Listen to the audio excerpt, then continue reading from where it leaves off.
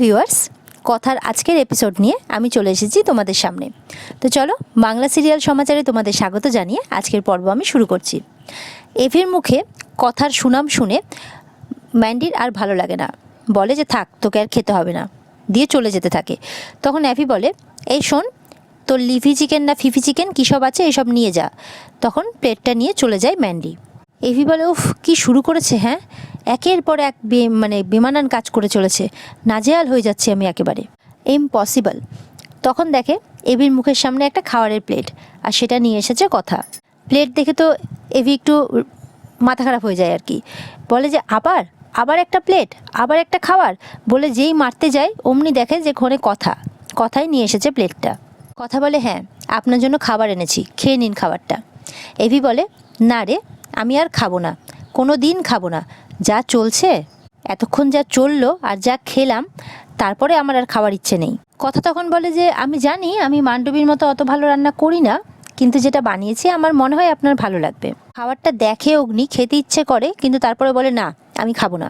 আর anyways, আমি খেলাম কি খেলাম না, ঘুমালাম কি ঘুমালাম না, এটা দেখার তো তোর কোনো কারণ বা দায়িত্ব কিছু নেই। তুই তো এই ঘরে থাকিস না, তুই তো এই ঘরে খালি মিটিং করতে আসিস, তাই না? কথা বলে, আপনি কিভাবে চান যে আমি কিভাবে আসি এখানে? তখন অগ্নি বলতে যায়, আবার থেমে যায়, বলে আমি আবার কি চাইবো, আমি কিছু চাই না। কথা মনে মনে বলে, একবার জুনির ঘর থেকে আমার বালিশটার আমাকে টেনে নিয়ে আসুন না, দেখেন না আমি আসি কিনা। সেটা তো করবেন না, আমিও আসবো না, আমার কি দরকার। কথা বলে, পাচক মশাই একটুখানি খেয়ে দেখুন না।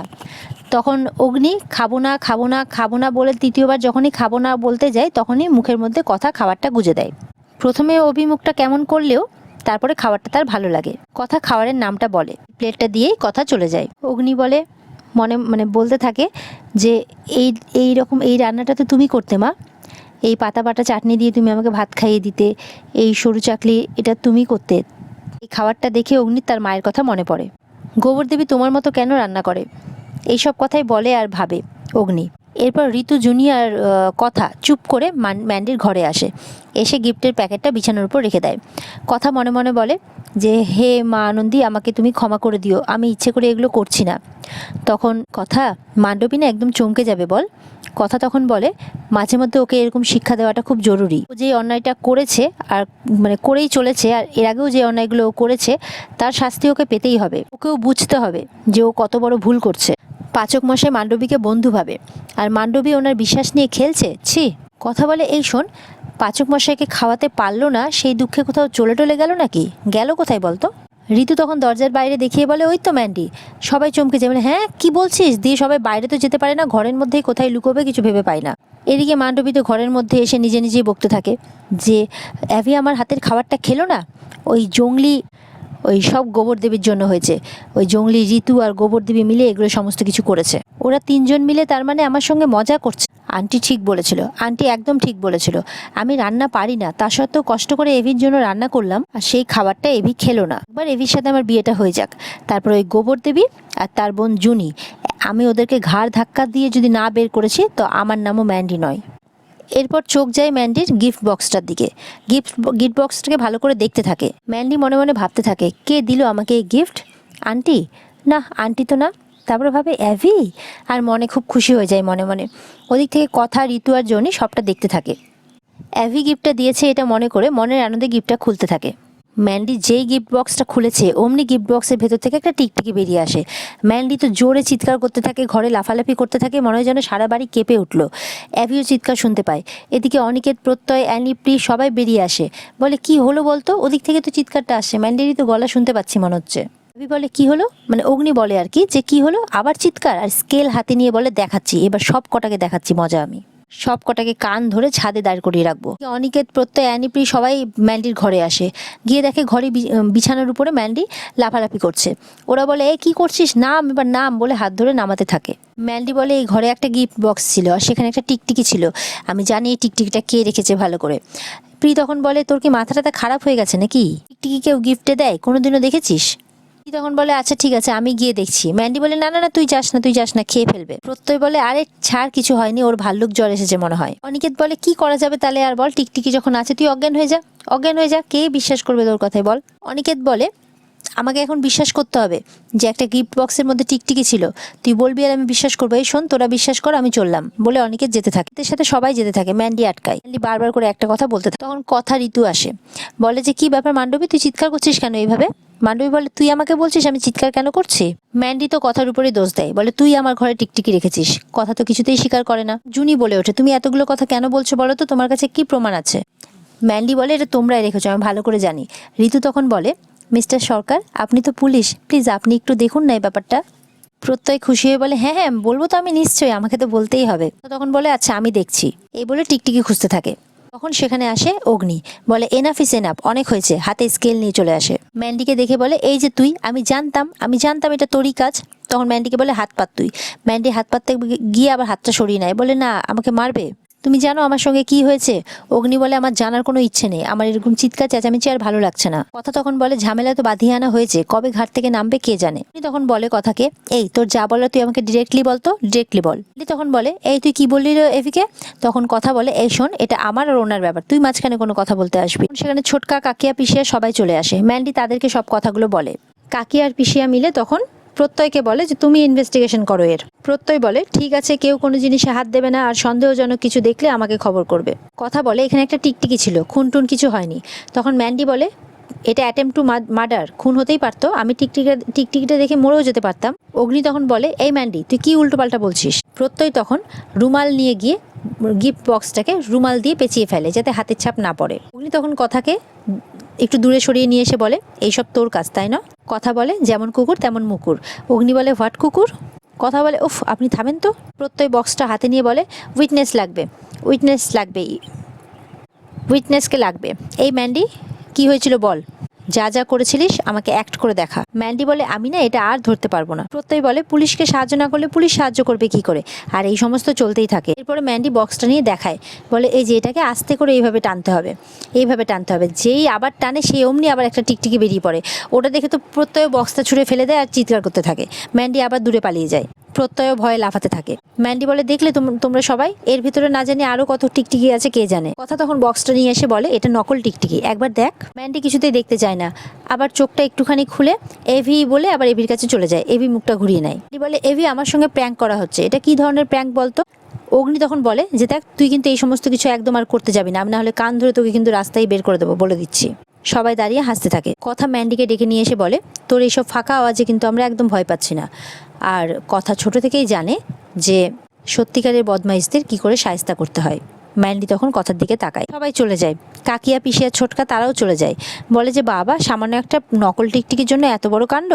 আবার ম্যান্ডি এভির কাছে নালিশ করতে থাকে। অগ্নি, কথা সবাই চলে যায়। ম্যান্ডি মনে মনে ভাবতে থাকে, আমি জানি গোবরদেবী ইচ্ছে করে এই টিকটিকিটা রেখেছে আমাকে শাস্তি দেওয়ার জন্য। ও বুঝে গেছে যে এভি আমার হয়ে যাচ্ছে আর এখন আমাকে ভয় দেখিয়ে এখান থেকে তাড়ানোর চেষ্টা করছে, কিন্তু আমি হার মানবার না। এই কথাগুলো ভাবতে থাকে ম্যান্ডি মনে মনে। এদিকে নিজের ঘরে এসে অগ্নি নিজেই কথা বলছে। ইচ্ছে করছে স্কেলটা পুরোটাই পিঠের মধ্যে ভেঙে দিতে।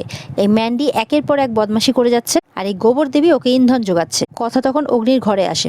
অগ্নি বলে, এই যে নকল টিকটিকি নিয়ে পড়ে থাকলে হবে, ঘরে তো আসল টিকটিকি ঢুকেছে। কথা বলে, প্রান্তিকের কথা বলছেন আপনি? অগ্নি বলে, যাক, মাথায় পুরোপুরি গোবর নেই তাহলে। অগ্নি বলে, আমি তো ভাবতেই পারছি না যে ম্যান্ডি প্রান্তিকের সাথে হাত মিলিয়ে এই সমস্ত কিছু কাজ করছে, আর তুই চুপ করে কি করে জেনে শুনে চুপ করে থাকছিস? প্রান্তিক এই বাড়িতে ঢুকে পড়েছে, গুহ বাড়িতে। কথা বলে যে, প্রমাণ সমেত কাউকে ধরতে গেলে কতটা ধৈর্য ধরতে হয় এটা তো জয়দেবকে ধরার সময় আপনি দেখলেন। আমাদের এখন হচ্ছে বিনয় মাঝি লোকটাকে ধরতে হবে, ওকে ধরে সমস্ত সত্যিটা ওর পেট থেকে বের করতে হবে, পরিকল্পনা করে মান্ডবীকে ধরতে হবে, এমনি এমনি হবে না। অগ্নি বলে, প্লিজ বি ভেরি কেয়ারফুল, আমি কিন্তু বলে দিচ্ছি প্রান্তিক লোকটা কিন্তু মোটেও সুবিধের নয়, গুহবাড়ি পর্যন্ত কিন্তু পৌঁছে গেছে লোকটা, জুনির যাতে কোনো রকম ক্ষতি না হয়। এদিকে অগ্নিকে চিন্তা করতে দেখে কথার খারাপ লাগে।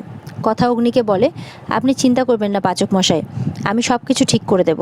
সবাইকে উত্ত্যক্ত করা, আপনাকে বদনাম করা, আপনার ভাবমূর্তি নষ্ট করা, এই সব কিছু আমিও আর সহ্য করতে পারছি না। আমি আপনার পাশে আছি আর থাকবো। এটা শুনে অগ্নি কথার দিকে তাকিয়ে থাকে, কথাও অগ্নির দিকে তাকিয়ে থাকে। এরপর কথা বালিশটা নিয়ে চলে যেতে থাকলে অগ্নি বলে, দাঁড়া, কথা বলে কিছু বলবেন? অনেক রাত হয়েছে, শুতে যেতে হবে। অগ্নি বলে, তুই এখানেই ঘুমিয়ে পড়। কথা বলে, কেন? অগ্নি বলে, আমি বলছি তাই, তোকে অন্য কোথাও ঘুমোতে যেতে হবে না, তুই এখানেই ঘুমিয়ে পড়। আর এত প্রশ্ন করিস কেন বলতো? আর এমনিও আমার এভাবে বলতে থাকে অগ্নি। কথা বলে, আর আমার কি বলছেন আপনি? অগ্নি বলে আমার একা ঘুমোতে ভালো লাগছে না। এটা শুনে কথা অগ্নির দিকে তাকিয়ে থাকে। ওইভাবে তাকানোর কিছু হয়নি, অগ্নি বলে। কথা চোখটা নামিয়ে দেয়। অগ্নি বলে আরেকটা কিছু বলার ছিল। কথা আবার তাকায়। থ্যাংক ইউ কথার দিকে তাকিয়ে বলে। কথা বলে আমায় ধন্যবাদ দিচ্ছেন? অগ্নি বলে দেবো না? যখন বাড়ির সবাই আমাকে বিশ্বাস করেছে তখন তুই, ঋতু, জনি, কায়দা কানুন সবাই আমার পাশে দাঁড়িয়েছিস। কথা বলে বলবেন তো? ধন্যবাদ তো দূরের মানুষকে দিতে হয়, আমি তো কাছের কেউ নই। আর এটা বলেই বালিশ নিয়ে চলে যেতে থাকলে এভি আটকাতে পারে না। কথা চলে যায়। এভি তখন বলে চলে গেল? আমাকে কথা শুনিয়ে চলে গেল? আমি বললাম থাকতে তাও থাকলো না। বলে দরজাটা লাগিয়ে দেয়। আমিও আজকে রুম ঠান্ডা করে ঘুমাবো একবারে, এই বলে এসির টেম্পারেচারটা আরও কমিয়ে দেয়। ওর জন্য ঠান্ডা করে ঘুমোনোই ভুলে গেছি। এভি, ওই জন্য বলি গোবর দেবীর জন্য কোনো কিছু করতে নেই, ভাবতে নেই। ও সবসময় উল্টোই ভাবে। ভাবছে আমি ওকে আটকাবো, বলবো থেকে যেতে। আর বলবো না তো। আবার এসি রিমোটে হাত দেয়। বলে আমি বরঞ্চ টেম্পারেচার 25 করে রাখলাম, দরজা খুলে রাখলাম। কেউ যদি নিজের ইচ্ছে ঘুমোতে চায় তো এসে ঘুমোবে, কাউকে রিকোয়েস্ট করবো না তো আমি, বলে শুয়ে পড়ে। ম্যান্ডি তখন রান্নাঘরে কথার খোঁজ করতে থাকে। কাকিয়া পিসিয়া বলে ঘরে হবে হয়তো। তখন ম্যান্ডি ডাইনিং টেবিল থেকে জোরে জোরে বলতে থাকে, আমি আর কারোর ছাইপাস খাবো না, আমার যা ভালো লাগবে আমি তাই খাবো। কাকি আর পিসিয়া বলে আরে তোমার তো শরীর খারাপ। তখন চিত্রা এসে বলে মনে হয় শরীরটা ভালো হয়ে গেছে, বুঝতে পারছো না, ওই জন্যই তো আর ওই খাবার খেতে চাইছে না। নূপুর তখন এসে বলে চিন্তা করো না মান্ডবী, তোমার যা ইচ্ছা তুমি তাই খেতে পারবে, কথা বলেছে। তখন মান্ডবী খুশি হয়ে যায়, বলে কথা বলেছে? চিত্রা বলে খুব ভালো করেছে এটা, জানো তো। নূপুর বলে শুধু একটা জিনিস মান্ডবী, কথার একটু বিশেষ কাজ ছিল তো ও বেরিয়েছে, আর পরিবারের সবার পছন্দের রান্না হয়ে গেছে, তাই তোমার যেটা খেতে ইচ্ছে করে তুমি সেটা নিজের জন্য বানিয়ে নাও। এইটা শুনেই মান্ডবী জল খাচ্ছিল, জলটা পুরো মুখ থেকে বের করে দেয় আর কাঁচতে থাকে। কি হলো বলে সবাই শাট করতে থাকে। কি আর পিসিয়া চলে যায়, আর মান্ডবী আর চিত্রা মিলে আবার কুটকাচালি করতে থাকে। এদিকে চিত্রা মনে মনে ভাবতে থাকে কথা এরকম ভাবে কোথায় চলে যাচ্ছে, কাউকে কিছু না বলে, ওর মাথাতে কি ঘুরছে। ওর দেখা যায় কথা তার টিম নিয়ে বিনয় মাঝির দোকানে পৌঁছে গেছে। কথা অগ্নিকে বলে আপনি এখানে মাথা গরম করবেন না, চিৎকার করবেন না। অগ্নি সব কিছু মাথা নাড়িয়ে বলে হ্যাঁ আচ্ছা ঠিক আছে তাই করব, এরকমভাবে বলতে থাকে। বলে এটাই বিনয় মাঝির দোকান কিনা, তুমি একবার শিওর হয়ে যাও। কথা বলে আচ্ছা ঠিক আছে আমি আগে যাচ্ছি। একজন ছেলেকে গিয়ে বলে এখানে বিনয় মাঝি কে আছে? ছেলেটি বলে হ্যাঁ আমি, কি লাগবে বলুন। তখন সেখানে অগ্নিও চলে যায়। অগ্নি আরও দোকানে যে সমস্ত মেয়েরা দাঁড়িয়ে ছিল তাদেরকে বলে এক্সকিউজ মি প্লিজ, দিয়ে একটা বসার জায়গা নিয়ে বসতে যাবে কি তখনই বিনয় মাঝির কলার টেনে নিয়ে গিয়ে সামনে নামায় আর বলে কথা বলে এই যে আপনাকে এত কিছু বুঝিয়ে আনলাম সব কিছু জলে গেল। বাকি সবাই অগ্নিকে সামলাতে থাকে। প্রত্যয় বলে কি বিনয়, তোমার তো নামের সাথে কাজের কোনো মিল নেই, না বিনয় না ভদ্রতা কোনোটাই নেই। তো ফোন করেছিলাম, ফোন কেটে দিয়েছিলে যে আমার মুখের উপর। আইডি কার্ডটা দেখিয়ে বলে বুঝতে পারছো কার সাথে কার ফোনটা কেটে দিয়েছিলে? আমি পুলিশ।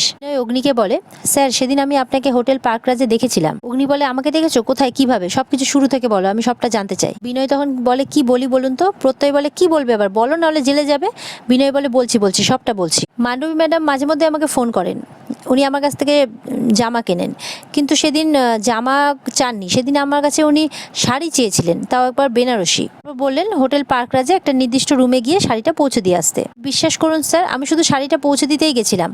কথা তখন বলে গিয়ে কি দেখলেন? বলে স্যার আমি যখন রিসেপশনে সই করে রুমে ঢুকলাম তখন দেখলাম উনি বিছানার উপর শুয়ে আছেন, মনে হলো অজ্ঞান হয়ে আছেন, আর একদম ওনারই মতো হুবহু ওনারই মতো ড্রেস পরে একজন দাঁড়িয়ে আছেন ঘরে। প্রশ্নও করেছিলাম দুজনে এক জামা পরে, তখন মান্ডবী ম্যাডাম আমাকে চুপ করিয়ে দেন, কিছু টাকা দেন, বলেন এই ব্যাপারে কাউকে কিছু না বলতে। আরেকজন লোক সেখানে আসে, সেখানে ওনাকে বলা হয় ভিডিওটা করতে। সেদিন আমি বুঝেছিলাম যে কিছু একটা গন্ডগোল আছে, তাই জন্য এই সংক্রান্ত কোনো ফোনই আমি ধরিনি। বলে যে ভিডিও করছিল তাকে কেমন দেখতে, তখন বিনয় ওর সমস্ত ডেসক্রিপশন কথাকে দেয় আর কি। কথা বুঝতে পারে যে ম্যান্ডি আর প্রান্তিক মিলে দুজনেই চেষ্টা করেছে পাচক মশাইকে বদনাম করার। সব শুনে প্রত্যয়দার সঙ্গে সঙ্গে ফোর্স ডাকতে শুরু করে যে বাড়িতে ফোর্স ডেকে এখনই ম্যান্ডিকে ধরিয়ে দেবে, কিন্তু কথা বারণ করে, বলে মাথা ঠান্ডা রাখো, এবার মান্ডবীর বিয়ে দিতে হবে, খালি হবে মান্ডবীর মেহেন্দি আর সঙ্গীত। এটা শুনে সবাই অবাক হয়, এবার তাহলে কথা কি করতে চলেছে।